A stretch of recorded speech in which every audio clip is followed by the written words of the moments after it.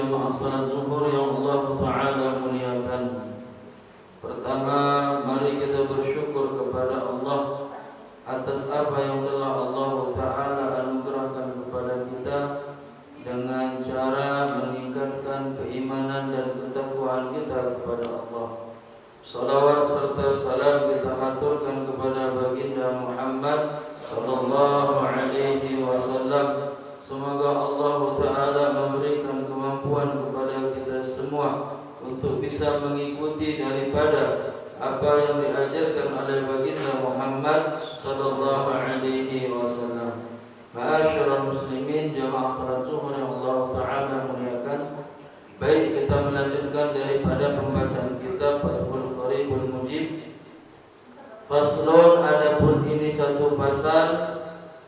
Wa yahrumu 'ala rijali lubsul hariri wa takhattumu bil-dhahabi. Dan haram atas laki-laki memakai kain sutra dan cincin emas. Wa yahillu lin-nisa'i, dan halal untuk perempuan. Wa qaliludz dhahabi wa kathiru fit tahrimi sawa'un. Sedikit emas ataupun banyaknya dalam hukum haramnya sama saja. Wa idza kana ba'du sabi ibrahim saman, dan apabila ada sebagian pakaiannya ibrahim saman, sutra, wa ba'duhu qutnan, dan sebagiannya katun atau katanan atau sejenis katun juga. Jaza lubsuhu, boleh memakainya, malam yakunil ibrahim samu, selama tidak ada kain sutra, ghaliban, itu lebih banyak. Bismillahirrahmanirrahim. Ini pasal membahas tentang berpakaian dengan menggunakan sutra ataupun memakai hiasan cincin dengan dari emas. Dikatakan wa yahrumu 'alal rijali, haram hukumnya laki-laki memakai kain sutra, baik itu baju ataupun celana ataupun kain, selendang dan lain sebagainya yang mana bahannya dari sutra. Begitu juga dengan wa takhattum, yaitu memakai cincin dari emas. Wal khudzu fi halatil ikhtiyar wa kadza yahrum isti'mal. Jadi keharamannya menggunakannya. Jihad al-iftirash wa ghairu dzalika min wujud isti'mal. Begitu juga termasuk menjadi hamparan. Hamparan itu seperti apa itu? Sejadah atau tempat tidur, spray, ya. Itu haram hukumnya laki-laki memakai kain sutra. Begitu juga memakai cincin dari emas. Nah, untuk perempuan halal hukumnya. Permasalahan emas dan perak.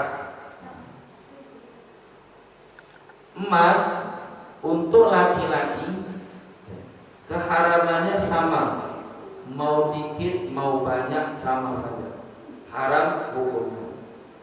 Mau dia emas 24 karat atau emas 22 atau emas 18, ya. Ada lagi kan macam-macam ya. Emas putih, emas putih. Emas putih itu perak. Perak. Beda ya. Emas putih itu masuk ini ya? Emas putih, emas dicampur dikit logam lain itu loh, Ustaz. Betul ya? Iya, ada emasnya, ada emasnya. Termasuk berarti. Bukan perak ya, emas putih itu. Bukan. Emas murni dicampur logam lain jadi warnanya putih. Oh, gitu. Kayaknya pernah dagang emas. Dia pakai, Ustaz. Saya pikir perak warnanya putih soalnya. Oh, emas aslinya. Emas. Oh, ya berarti sama.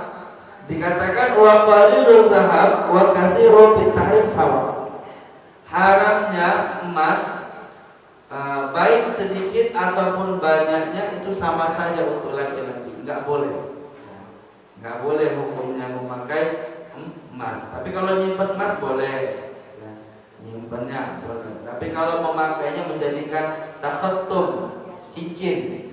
Gimana kalau nggak jadi cincin, jadi gelang, ya tetap haram. Atau jadi kalung, ya tetap haram. Jadi intinya untuk laki-laki hukum emas banyak sedikitnya sama saja haram. Akan tetapi untuk sutra, wa idza kana ba'du sabi ibraisaman bentuk sutra yang paling murni. Dikatakan ibraisaman itu ai hariran, sutra yang yang kualitas nomor 1, kemurniannya terjaga. Jadi memang benar-benar murni betapa sutra. Dan permasalahannya bagaimana kalau sekiranya berpakaian sutra yang mana ba'du qutnan, bahannya sebagian itu terbuat dari katun. Qutnan itu katanan. Katan itu semisal katun. Ada katun, ada katan. Qutnan itu ya katun, ya, kain katun. Katanan itu sejenis itu juga, tapi bukan katun. Kalau sekiranya pakaian itu ada sutranya, ada katunnya, atau katannya, ya, dan boleh itu dipakai untuk laki-laki selama idza kana ghairu ibraisimu ghaliban. Kalau sekiranya kain sutranya itu enggak lebih banyak. Maksudnya apa? Misalnya katunnya 60, sutranya 40 boleh. Kayak sarung BHS, ya. BHS kalau di Jawa itu dalam dunia pondok pesantren itu sosialnya itu sarung. Pokoknya mereknya BHS ini mesti 1,5 juta ke atas. Masya. Ya. Terus ada yang 10 juta, ada yang 15 juta, tergantung campurannya. Tapi karena apa? Karena campurannya katun, sutra. Ada yang PHS itu sutranya 5%, ada yang 10%, ada yang 40%, ada yang 45%. Itu boleh nggak dipakai? Boleh, selama sutranya itu tidak mengalahkan katunnya. Maksudnya bahan katunnya lebih banyak dari sutranya. Tapi kalau sutranya lebih banyak dari katunnya, maka itu haram hukumnya. Haram sampai sini? Ya, jadi gitu. Jadi untuk emas itu nggak ada kelonggaran. Mau misalnya campuran lainnya misalnya 70, emasnya cuma 30%, tetap haram. Misalnya emasnya cuma 5%, ya tetap haram. Banyaknya sedikitnya untuk emas dijadikan cincin bagi laki-laki tetap haram hukumnya. Tapi tidak dengan kain sutra. Kalau sutra masih boleh memakai kain sutra dengan catatan jika bercampur dengan bahan yang lain seperti katun, dan katunnya lebih banyak daripada sutranya. Silakan jika ada pertanyaan. Ada pertanyaan? Ya, silakan. Ada emas. Pakai kalung. Pakai kalungnya dari apa? Ada yang bagaimana pakai kalung? Kalau hukum pakai kalung mubah. Hukum pakai kalung itu mubah. Tapi kalau dari emas untuk laki-laki ya haram. Pakai cincin itu mubah. Kalau niatnya ikut Rasul sunnah. Tapi kalau sekiranya terbuat dari emas laki-laki ya haram. Gitu juga. Pakai kalung boleh nggak? Hanya laki-laki pakai kalung boleh. Mubah. Sama seperti hukum pakai cincin. Cuman kalau niatnya tasawuf bil mar'ah, biar mirip-mirip kayak perempuan pakai kalung, nah itu nggak boleh. Nggak boleh, ya. Karena apa? Karena tidaklah laki-laki seperti perempuan. Jadi nggak boleh laki-laki menyerupai perempuan. Niatnya pakai kalung, tapi biar kayak perempuan, ya nggak boleh. Tapi kalau niatnya pakai kalung aja, nggak ada niatan apa-apa, boleh. Tapi kalau terbuat dari emas, haram. Kalau misalnya terbuat dari anyaman ini apa tuh, jelai batu itu boleh. Atau misalnya dari batu-batu mulia boleh. Tapi tadi niat tergantung niatnya. Sesuatu yang mubah itu kan berlaku hukumnya tergantung niatnya. Pakai cincin niatnya tafakhuran untuk bangga-banggaan, haram. Tapi kalau pakai cincin niatnya apa? Ikut Rasul pakai cincin, kita mau pakai cincin ikut Rasul, dapat sunnah kita. Jadi gitu. Perkara mubah itu tergantung niat.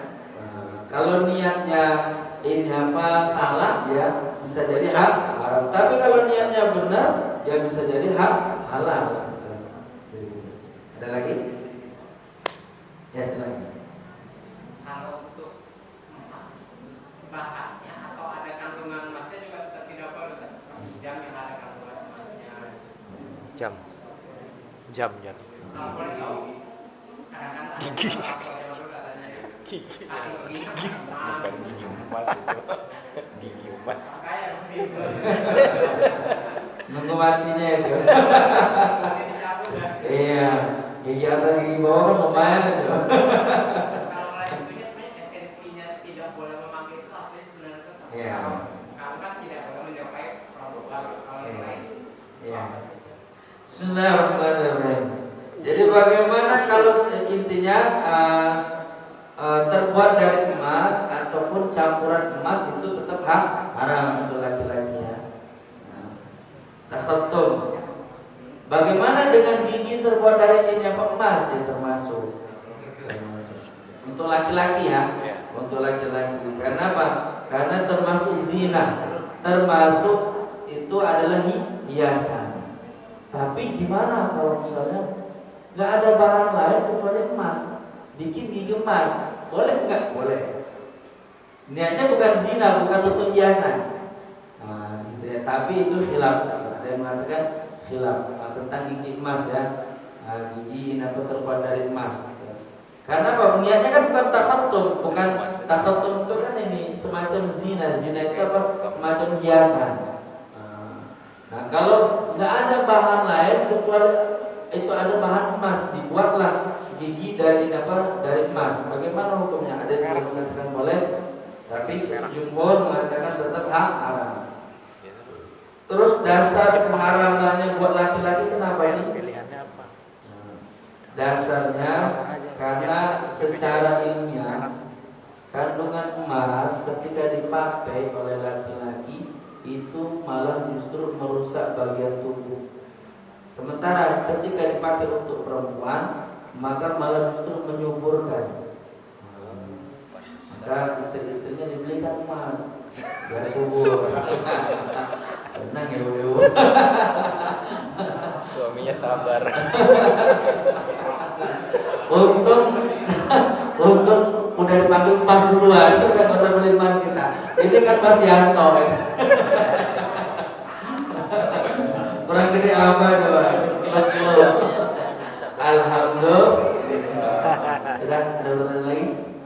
Cukup ya? Allah a'lam bishawab. Tadkum kafaratul majlis. Subhanallah wa bihamdihi. Subhanallah wa bihamdika. Asyhadu an la ilaha illa anta astaghfiruka wa atubu ilaik. Mudah-mudahan majelis kita dalam majelis ilmu ini Allah Ta'ala jadikan pahala bagi kita, ampunan atas dosa-dosa kita, Allah mudahkan setiap urusan kita, Allah kabulkan setiap hajat kita, Allah kabulkan di dunia bersama orang-orang saleh, Allah kabulkan di akhirat bersama para kekasihnya Allah di surga Allah. Amin ya rabbal alamin. Wabillahi taufiq wal hidayah. Assalamualaikum warahmatullahi wabarakatuh. Waalaikumsalam.